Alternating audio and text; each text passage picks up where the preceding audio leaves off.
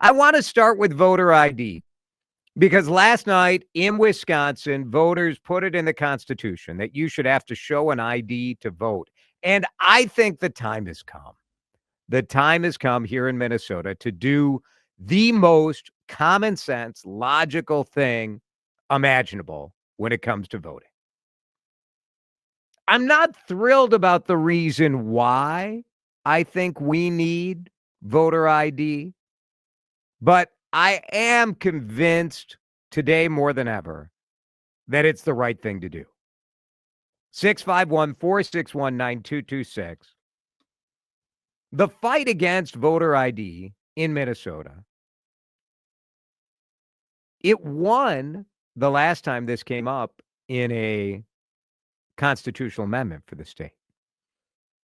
I, along with many others, were convinced that sort of the obstacles towards getting everybody an ID who doesn't have one, think senior citizens in assisted living centers who don't drive, who have no need for an ID,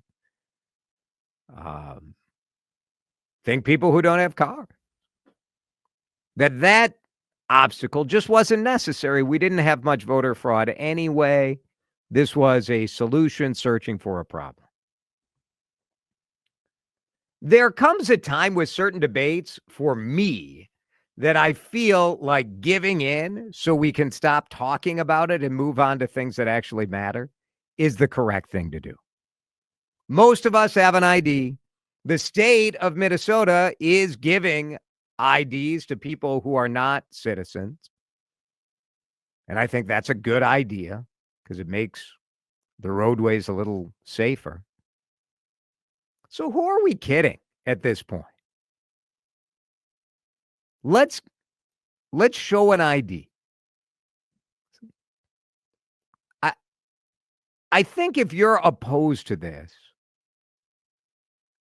to a certain degree, you're living in theoretical fantasy land where, yes, we can find you got a couple of people and you say like, oh, that's a problem. How are we going to do it? You're just trying to suppress people who are poor from voting. Well, how does that justify with the idea that we are as a state issuing driver's licenses to people who may or may not be here legally? 651-461-9226. Jason, you're wrong, and I'm really disappointed in this take. Well, tell me why. Call in 651-461-9226.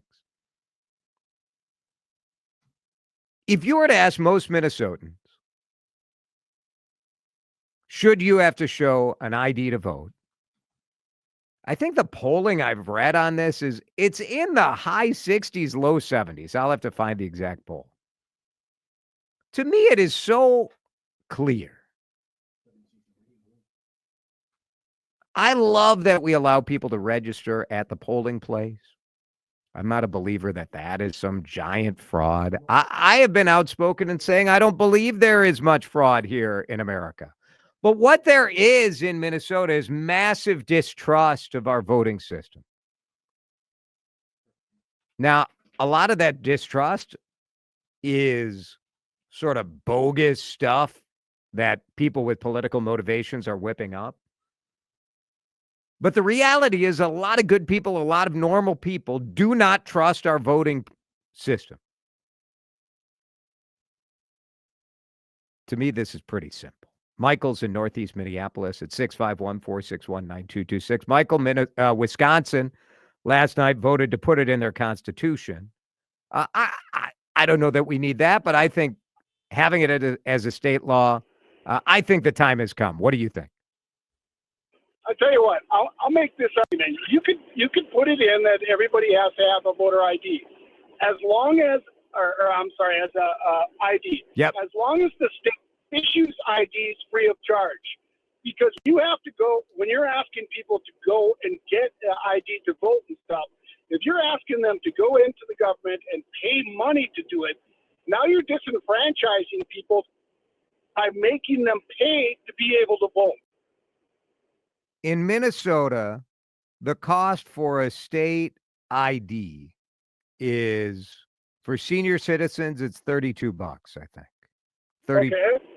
$32. I'm not opposed to that, to making it free.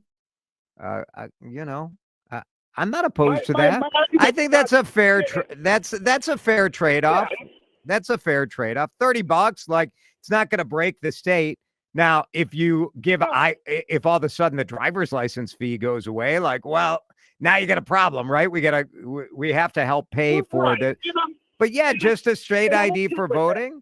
I'm with you for that. I think Yeah. that's reasonable. And then I'd be on board with it. Then Yeah. I'd be perfectly okay with it because you're not making them have to pay something to vote. Yeah, and you don't need to. We don't need to make it like the real ID where you got to show your passport and this and that and this. Just something to prove you are who you say you are. This is your address, at least at the time of getting the ID. I just think it would go a long way to making people feel more confident in our system. I wish we didn't need it because I am very Right. confident in our system, but we also have to live in reality.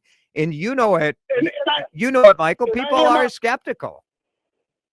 yeah, and I am on board with that on that part of it because people are always, as long as you don't do it, you're going to get this constant thrown in the face. Well, we don't have voter ID, so we have all kinds of fraudulent voting. Yeah. But you know what? If you make it a requirement and everybody has to show an ID, it kind of takes that argument away, and then you're back to, like you said, let's move on to something that's important. or that has. Yeah. Yeah. Thanks, Michael. Appreciate it. 651-461-9226. Jason, I get ID'd in a bar and I'm 60 years old. I think it's appropriate to ID somebody if you need to vote. Another texter saying it would disenfranchise more voters than it would stop from committing voting fraud. Simply not worth it. So let me say this. We have a lot of evidence on this issue because a lot of states have gone from not requiring ID to requiring ID. And do you think the change in requiring ID or not requiring ID makes much of a difference when it comes to turnout? I'll tell you what some of that data is. We don't have any breaks? Cook, I'm trying to stay on time for once on this show. I appreciate I'm that. looking at the clock. Everybody at this station is like, DeRusha, it would be nice if you break more around 17. Because we're in rain delay during the Twins, we have no commercials for now. So I'll tell you the data right now. It doesn't matter. It does not disenfranchise people. Not in any statistical reality. Jason, a plastic card does not ID you. Do you know how many fake IDs there are out there? Okay. That's valid, right? But is the idea then that we just don't ever require an ID to anything because there are fake IDs? You can drink whenever you want. We don't need to show an ID when you're buying wine because there are lots of fakes out there. Come on, that is not a valid reason to not have ID. It just isn't. Jason, I'm okay with requiring a voter ID, but then we should require a basic intelligence test also. Well, come on. No. If one must pay for an ID in order to vote, this is why I say the opposition to this is in theoretical fantasy land and not in reality world. Jason, if one must pay for an ID in order to vote, it is essentially a poll tax, which the Supreme Court ruled against in the 70s. So give it free. Make it a free ID, as Michael from Northeast Minneapolis suggested. I am fine with that. If we go along with that, then are you guys okay with it? 651-461-9226. Jason, you're willing to dismiss the marginalized, people in nursing home, young people who move frequently, she who lost her wallet the day before. Yes, I am. Yes, if you lost your wallet the day before and cannot show an ID, then you're going to get a ticket when you get pulled over while you're driving. You're not going to be able to buy alcohol at most bars. Come on. Just silly. Just silly. 651-461-9226. Voting is a right. Buying booze is not a right. Yeah, that is the difference in this case. It's true. I mean, are you guys trying to argue that it's unconstitutional to require an ID to vote? Because that is not what the Supreme Court has ruled. It's just not. Showing an ID, I guess if we were in a state where we had low voter turnout or low people coming out to vote, I would be more empathetic to this. But it doesn't seem to me that there is a massive problem of people who want to vote who are not voting. So I'm 36 states have laws requesting or requiring some form of voter ID.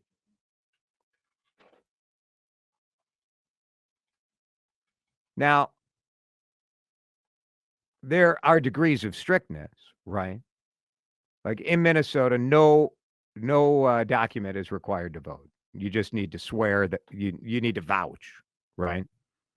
And look, I think that system has largely worked fine. I have full trust in our voting system. I really do. I don't think that there is any evidence that there is massive or even not massive numbers of people who are voting and are lying about who they are, lying about who they live, whatever. Would you feel more comfortable and more have more trust if we had IDs? Let's go to Greg in Circle Pines. Greg, thanks for calling CCO. Hey. How do you feel about this? Well, in about 5 years, it ain't going to matter because as soon as we're born, we're going to get a little chip reader in our arm or forehead somewhere that's going to They'll just scan who us. you are all through your life. They got them for pets. Why not put them in people? Yeah. When my kids were younger, the idea of microchipping them so I knew where they were, not a bad idea. Exactly. Now that they're late teenagers, though, you got to be ready, Greg. I'm not sure I want to know exactly where they are at all times. Well, you don't have to check them. I will say when I first moved here, I was surprised that I didn't have to show an ID. I mean, you just say what their address is, what your address is. They look it up. If you're registered, you're in. Now, could someone you had to have a like a bill from your electric company the first time I voted. But now when I go in, I just say my address and they're like, okay. Now, theoretically, somebody else could come in and say I'm just not convinced there's widespread voter fraud. But I also am not sure that's really the point of this. The point is that it would make people feel better about our voting system. Is it solving a problem that doesn't exist?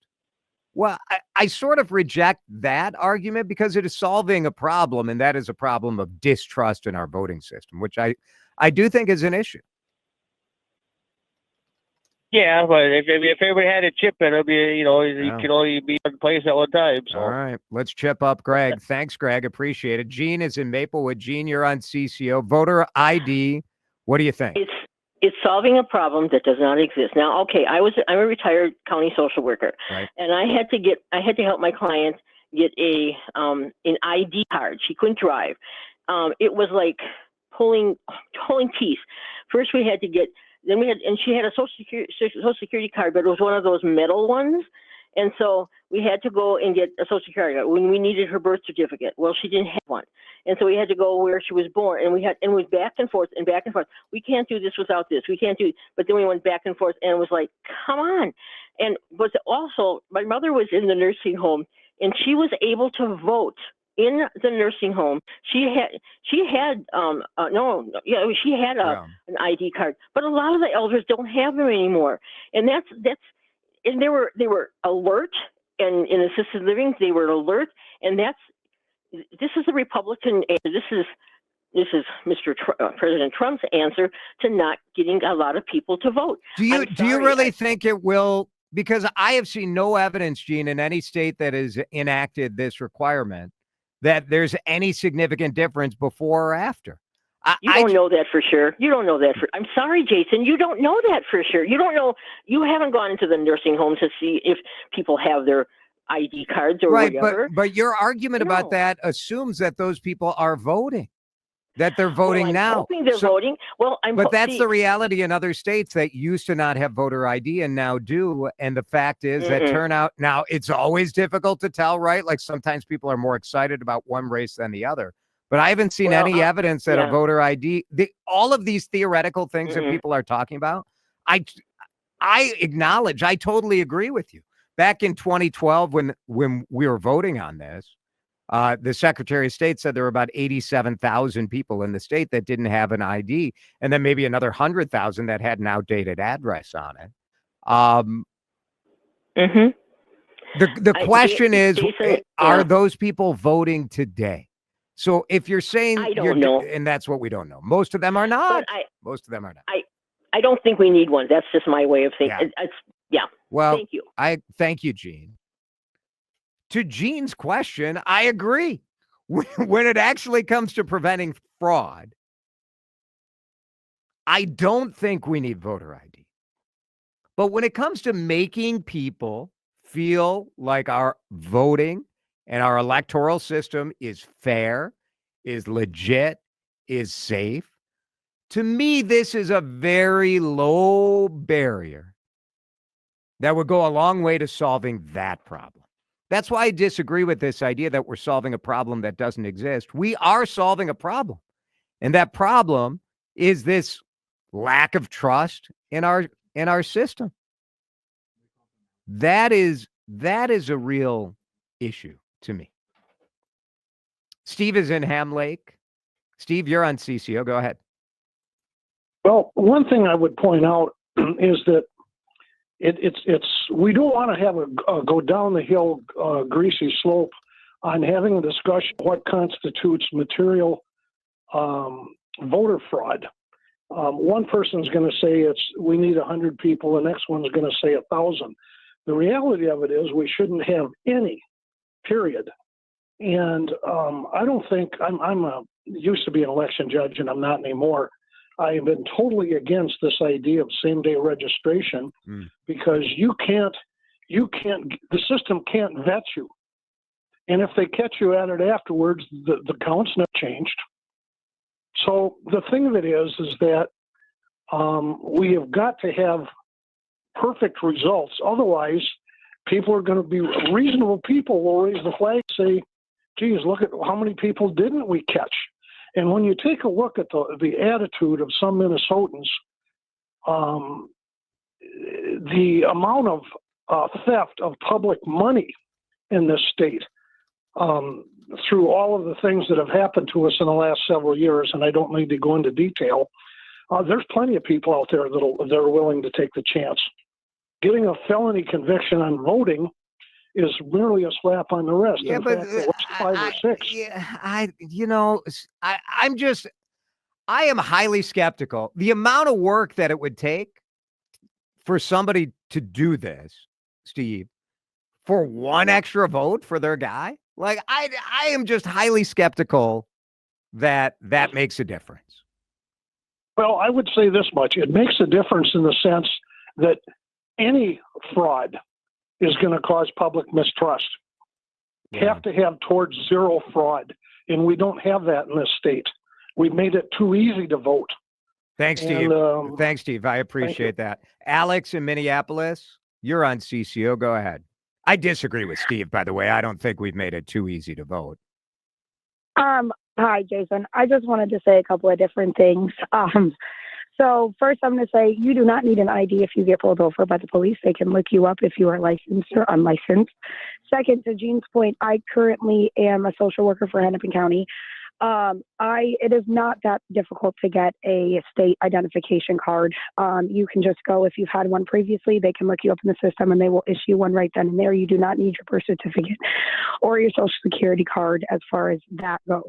As far as voting goes, I don't think it really matters. I think that this is just a talking point for us. We don't even have, I don't think fraud is that relevant, to be quite honest with you, as far as voting. And like you said, when we're talking about, is it making that significance of a difference that somebody is wanting to add one extra vote for, their guy doesn't really matter that much. Right. I don't think it does. I think this is just all a bunch of hullabaloo and a waste of time and just a great talking point. For us to kind That of sounds discuss. like this show in general. A lot of hullabaloo and a waste of time. You're not wrong. You're not wrong, Alex. No, I think, look, Alex, everything you've said, I agree with. But the problem that I do see is sort of this ability to kind of make every election that you lose a massive conspiracy, which is sort of the right wing playbook. And I do think by taking what is really a pretty common sense, easy thing that in other states has not shown to have any impact on turnout, Correct. it takes it off the table. That's all I'm saying. I 100% agree with that, Jason. Thanks, Alex. Appreciate it. Now, some texters are saying that I said senior citizens at nursing homes don't vote, which I understand why you would think I said that, but I didn't. My assertion is this. From a statistical standpoint, if you take all of the people who live in senior centers or nursing homes and do not have an ID, if you take all those people right now, I question whether many of those people are voting. Because in other states, there are old people in nursing homes, I'm pretty sure in every state. And when they've gone to voter ID, we have not seen a massive change. We just haven't.